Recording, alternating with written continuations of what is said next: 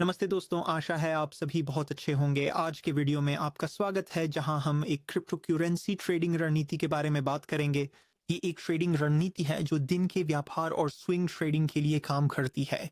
मतलब कि हम ट्रेड को कुछ घंटों या कुछ दिनों तक खुले रख सकते हैं और यह विभिन्न बाजारों में भी काम करता है। इसलिए हम इस रणनीति को बिटकॉइन क्रिप्टो करेंसी ट्रेडिंग में शामिल कर सकते हैं या शेयर मार्केट। तो आप इस वीडियो को देखने के बाद तुरंत इस रणनीति का उपयोग कर पाएंगे। तो मुझे उम्मीद है कि आपको ये बहुत पसंद आएगी। कुछ नोट्स लें, पूरा ध्यान दें और चलिए शुरू करते हैं।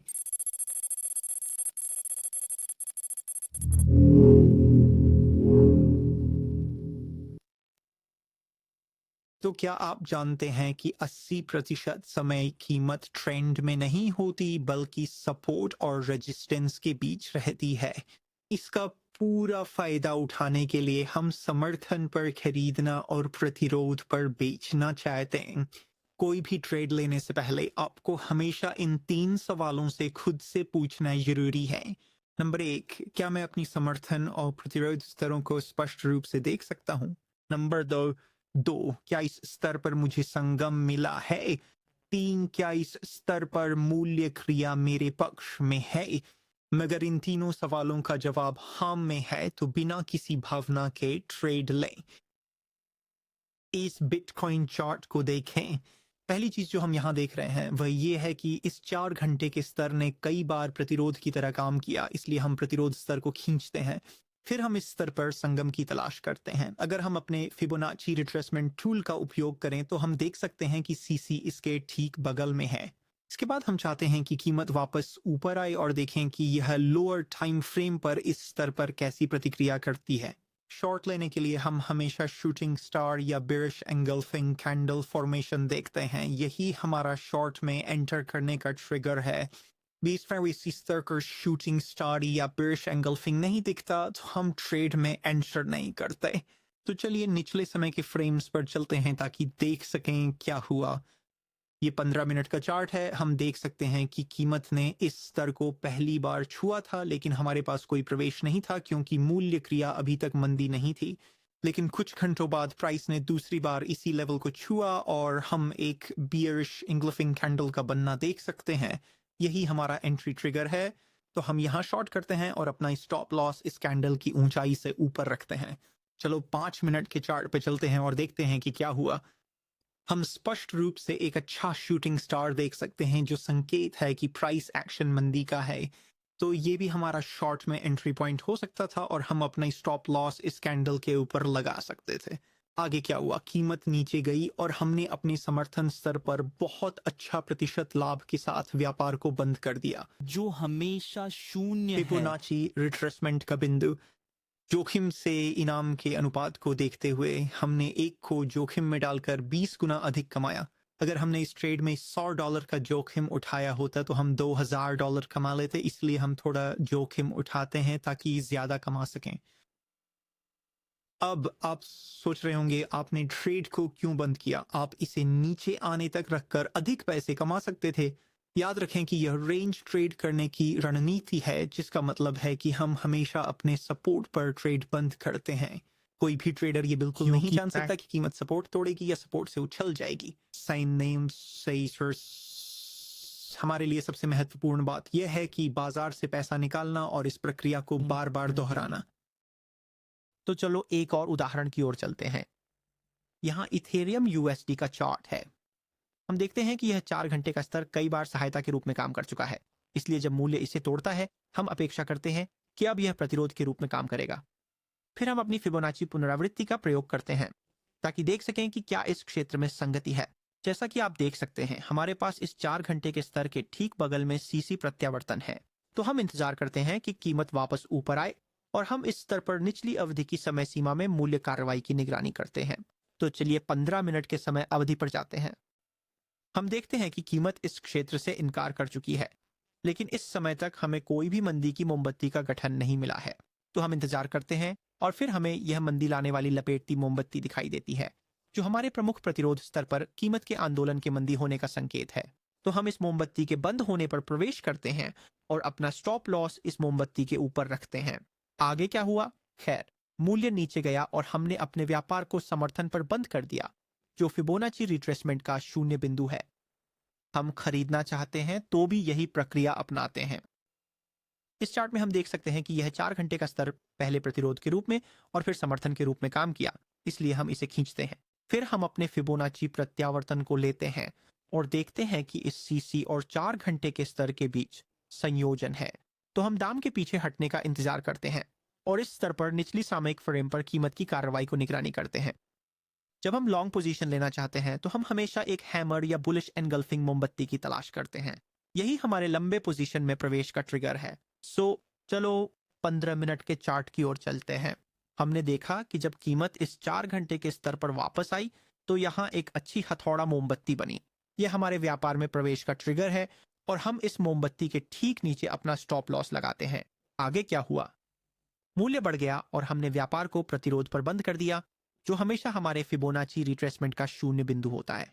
जोखिम और इनाम के अनुपात को देखें। हमने 1 का जोखिम उठाया ताकि 25 गुना ज्यादा बना सकें। इसका मतलब है कि अगर हमने इस व्यापार पर $100 का जोखिम उठाया तो हमने $2,500 कमा लिए होते। तो हम थोड़ा जोखिम उठाते हैं ताकि ज्यादा कमा सकें। जैसा कि आप देख सकते हैं, व्यापार करना मुश्किल नहीं है अगर आप जानते हैं कि आप क्या ढूंढ रहे हैं। और लड़के और लड़कियां, अगर आपको जो देख रहे हैं वो पसंद आ रहा है और आपको मजा आ रहा है तो कृपया नीचे कुछ टिप्पणियां छोड़ें या प्रतिक्रिया दें और एक लाइक भी दें, क्योंकि ये हमेशा दिल को छू लेने वाला होता है। तुम्हारा क्या विचार है? आगे बढ़ते हैं। हम इसी रणनीति का उपयोग 4 गुना के लिए भी कर सकते हैं। यह यूरोएसडी जोड़ी है। हमने पहचाना कि इस 4 घंटे के स्तर ने कई बार प्रतिरोध के रूप में काम किया, इसलिए हम इसे खींचते हैं। हम फिर अपने फिबोनाची रिट्रेसमेंट को लेते हैं और देखते हैं कि हमारे पास सीसी क्षेत्र के साथ संगति है। हम फिर कीमत के इस क्षेत्र में वापस आने का इंतजार करते हैं और निचले समय सीमा पर कीमत की गतिविधि का निगरानी करते हैं। तो चलिए 15 मिनट के चार्ट पर चलते हैं। जब हम उस स्तर तक पहुंचे तो कीमत के आंदोलन पर ध्यान दें।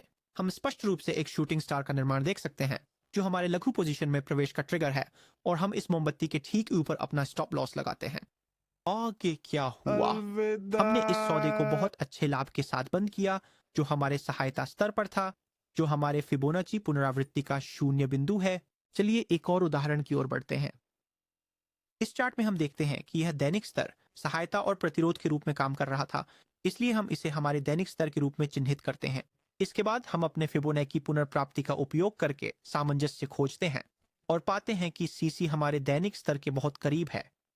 फिर हम इंतजार करते हैं कि कीमत इस समर्थन क्षेत्र में वापस आए और हम निचले समय सीमा पर कीमत की गतिविधि का अनुसरण करते हैं। तो आइए 4 घंटे पर चलें। देखें कैसे कीमत ने प्रतिक्रिया दी जब वो वापस आई। इस दैनिक स्तर को छूने के लिए हम स्पष्ट रूप से हैमर कैंडल का गठन देख सकते हैं, जो एक मजबूत संकेत है कि हमारे समर्थन पर मूल्य क्रिया बुलिश है। तो हम यहाँ एक लंबा व्यापार शुरू करते हैं और हमारा स्टॉप लॉस इस कैंडल के थोड़ा नीचे रखते हैं। आगे क्या हुआ? मैंने दिशा बदली और मूल्य ऊपर चला गया और हमने व्यापार को प्रतिरोध पर बंद कर दिया, जो हमारे फिबोनाची रिट्रेसमेंट का शून्य बिंदु है। मुझे आपको ये फिर से एक और दोस्त पर दिखाने दें। यहाँ हम पहचानते हैं कि यह 4 घंटे का स्तर समर्थन और प्रतिरोध के रूप में कार्य कर रहा है, तो हम इसे ड्रॉ करते हैं।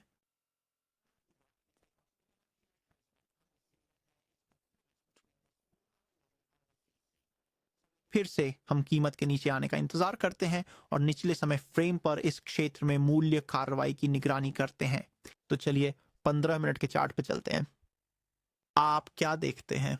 जब मूल्य 4 घंटे के स्तर पर वापस आया तो हम स्पष्ट रूप से इस पुलिश एंगफ्लिंग मोमबत्ती का गठन देख सकते हैं, जो लंबी पोजीशन में प्रवेश करने के लिए हमारा एंट्री ट्रिगर है, और हमने अपना स्टॉप लॉस इस कैंडल के थोड़ा नीचे रखा। आगे क्या हुआ? खैर, कीमत चला गया। क्योंकि यह स्तर जोड़ता है। मजबूत समर्थन का इंतजाम करें और हम ट्रेड को अपने प्रतिरोध पर बंद करते हैं, जो हमारे फिबोनाची रिट्रेसमेंट का शून्य बिंदु है। अब इसे याद रखना, सीसी जोन स्वयं एक रणनीति नहीं है। इसका मतलब है कि हम कभी भी इसे अकेले उपयोग करके ट्रेड नहीं करते।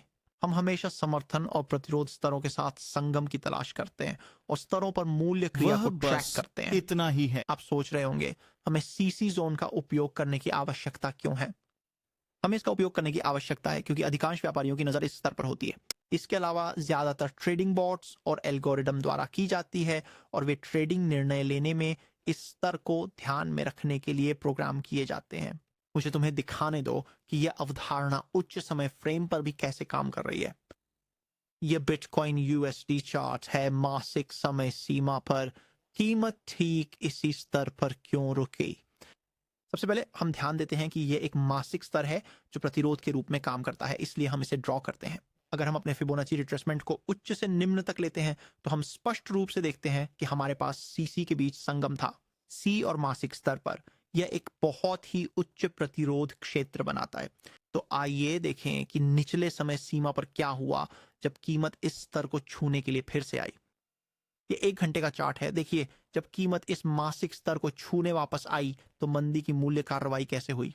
हम स्पष्ट रूप से इस मंदी वाली कैंडल को देख सकते हैं जो हमारे लिए शॉर्ट एंट्री का संकेत है, और हमने अपना स्टॉप लॉस इस कैंडल के ठीक ऊपर रखा होगा। और उसके बाद क्या हुआ? मूल्य में कमी आई और यह लगभग हमारे फिबोनाची रिट्रेसमेंट के शून्य बिंदु को छू लिया। तो आप देख सकते हैं कि ट्रेडिंग का अनुमान लगाने से कोई लेना देना नहीं है, और जब आप जानते हैं कि आप क्या कर रहे हैं तो ये मुश्किल नहीं है। आपको बस एक योजना और समर्थन और प्रतिरोध के प्रमुख स्तरों पर मूल्य कार्रवाई कैसे काम करती है इसका एक समझ होना चाहिए। तो यदि आप इस अवधारणा के बारे में और जानना चाहते हैं तो chartchampions.com पर जाएं और तुरंत अपने ट्रेडिंग में सुधार करें। फिर अगर आपको वीडियो पसंद आया हो तो कृपया नीचे टिप्पणी करके हमें बताएं कि आप क्या सोचते हैं और इस वीडियो को थम्स अप दें। देखने के लिए धन्यवाद और मिलते हैं अगले वीडियो में।